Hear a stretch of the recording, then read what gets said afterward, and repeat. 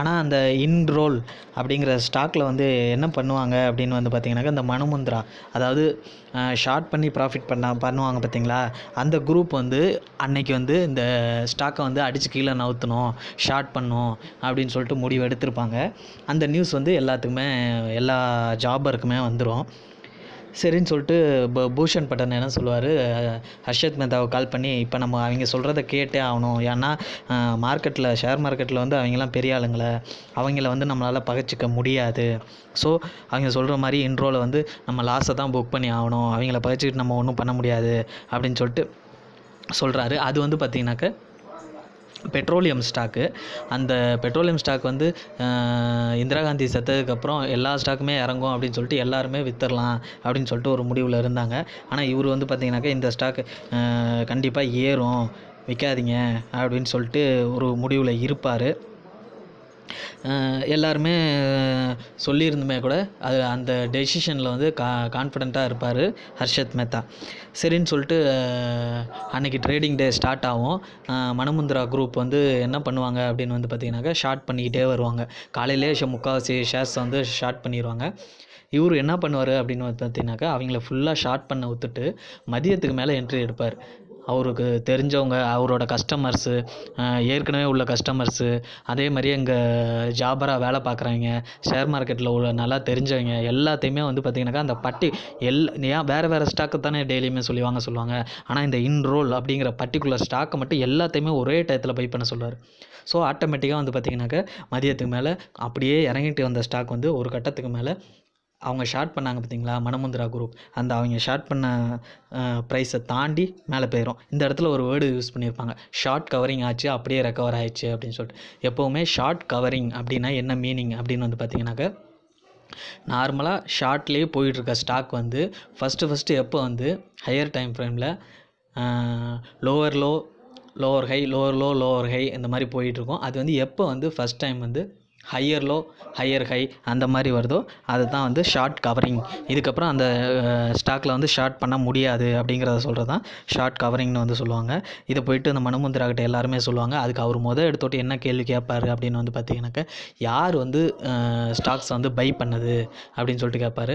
அவங்க கரெக்டாக எனக்கு தெரில, ஆனால் அப்போதைக்கு ஹர்ஷத் மேத்தா வந்து ஹாலுக்கு வந்தான் அப்படின்னு மட்டும் சொல்லுவாங்க. ஏன்னா நமக்கு தெரிஞ்சு பெரிய பெரிய ஆளுங்க, யூடிஐ, அம்பானி குரூப், இவங்கெல்லாம் தான் ட்ரேடிங்கில் வந்து நம்மளை கேட்காம யாரும் பை பண்ண மாட்டாங்க. ஆனால் எந்த குரூப் வந்து இதை பை பண்ணு அப்படின்னு கேட்டிருக்கு, இல்லை அவனுக்குன்னு வந்து ஜென்யூனான கஸ்டமர்ஸ் இருக்காங்க, அவங்க எல்லாத்துக்குமே வந்து பார்த்திங்கன்னா ஹர்ஷத் மேத்தா கரெக்டான டெசிஷனால் நல்ல ப்ராஃபிட் வாங்கி கொடுத்துட்ருக்காரு, அதனால் அவர் பேச்சை கேட்டு எல்லாருமே பை பண்ணிட்டாங்க அப்படின்னு சொல்லிட்டு சொல்கிறாரு. இந்த விஷயம் நடந்ததுக்கப்புறம் வந்து பார்த்திங்கனாக்கா, இதுக்கப்புறம் நிறைய ஸ்டாக்கில் இந்த ஸ்பைக் இப்போ நான் வச்சுருக்கேன் பார்த்தீங்களா, அந்த ஸ்பைக் ஸ்டாக்கில் கூட அவர் பயங்கரமாக இன்வெஸ்ட் பண்ணி அதுதான் அவரோட ஒரு மிகப்பெரிய ஷேராக இருந்துச்சு. ஸ்பைக்கில் வந்து ஹர்ஷத் மேத்தாவுக்கு கன்சல்டன்சியில் உள்ளவங்க எல்லாருமே மேக்ஸிமம் வந்து ஸ்பைக்கில் வந்து இன்வெஸ்ட் பண்ணியிருந்தாங்க. இதனால் என்ன அவங்க ஐடியா பண்ணுவாங்க அப்படின்னு வந்து பார்த்திங்கனாக்கா, ஸ்பைக்கை வந்து ஷார்ட் பண்ணி லாஸ் வர வைப்போம். இப்போ அவனோட பேரை கெடுத்துட்டோம்னா அவனை நம்பி இருக்கவங்க எல்லாருமே, ஆல்ரெடி பை பண்ணியிருக்கவங்க எல்லாருமே வந்து செல் பண்ண ஆரம்பிச்சிருவாங்க. ஆட்டோமேட்டிக்காக அவன்கிட்ட யாரும் கன்சல்டன்சியில் ஜாயின் பண்ண மாட்டாங்க, ஐடியா கேட்க மாட்டாங்க அப்படின்னு சொல்லிட்டு சொல்லுவார். இந்த நியூஸ் வந்து ஹர்ஷத் மேத்தாவுக்கு, அவங்க தம்பியான அஸ்வின் மேத்தாவுக்குலாம் தெரிய வருது.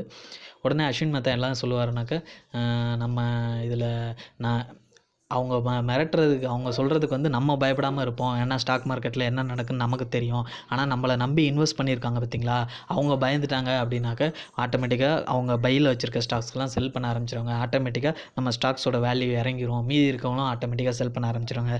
இதனால் நம்மளோட ரெப்புடேஷனே பாதிக்கும் அப்படின்னு சொல்லிட்டு அவர் தம்பி ஐடியா கொடுப்பாரு.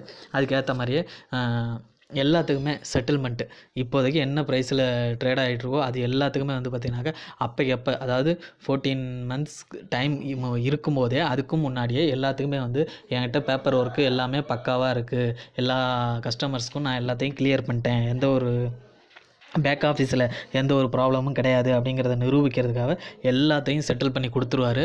செட்டில் பண்ணி கொடுத்துட்டு என்ன பண்ணுவாருனாக்கா, ஷேர் மார்க்கெட் நடக்கிற ஹாலு, அந்த பிஎஸ்சி ஆஃபீஸு எல்லா இடத்துலையும் வந்து ஹர்ஷத் மேத்தா வந்து எல்லாத்துக்கும் பக்காவாக ரெடி பண்ணி கொடுத்துட்டாரு. ஆனால் அவங்க நினச்ச மாதிரியே மார்க்கெட் கிராஷும் ஆகும். ஆனால் இவங்களில் யாருக்குமே எந்த பாதிப்பும் ஏற்படாது. அதுக்கப்புறம் வந்து பார்த்திங்கனாக்கா, ஹர்ஷத் மேத்தா ஒரு சில ஸ்டாக்ஸ் எல்லாம் சொல்லுவார். அந்த ஸ்டாக்கெல்லாம் வந்து பார்த்திங்கனாக்கா சரமாரியாக ஏறும்.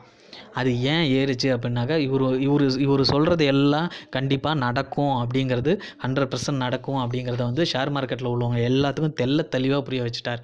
நான் சொல்கிறத தான் நீங்கள் செஞ்சிங்கன்னா கண்டிப்பாக ப்ராஃபிட் பண்ண முடியும் அப்படின்னு சொல்லிட்டு எல்லாத்துக்குமே நிரூபிச்சிட்டாரு. ஒரு கட்டத்தில் வந்து பார்த்திங்கனாக்கா, இந்த பிஎஸ்சி மார்க்கெட் வந்து 1500லேருந்து 4000 வந்து ரீச் பண்ணிச்சு ஃபஸ்ட்டு. அதுக்கு முன்னாடிலாம் அந்த அளவுக்கு ரீச் பண்ணதே கிடையாது. அது யாரோட பீரியடில் அப்படின்னு வந்து பார்த்திங்கனாக்கா, இந்த ஹர்ஷத் மேத்தாவோட பீரியடில் தான். நிறைய பேர் வந்து ஹர்ஷத் மேத்தாவால் லாஸ் ஆனாங்க, சூசைட் பண்ணிட்டாங்க, அதெல்லாம் உண்மை தான். ஆனால் அவங்க எல்லாருமே அதுக்கு முன்னாடி அந்த லாஸ் பண்ணதை விட அதிகமான ப்ராஃபிட்ஸை ஹர்ஷத் மேத்தாவால் சம்பாரிச்சிருந்தாங்க அப்படிங்கிறது தான் உண்மை. அடுத்தது வந்து பார்த்திங்கனாக்கா,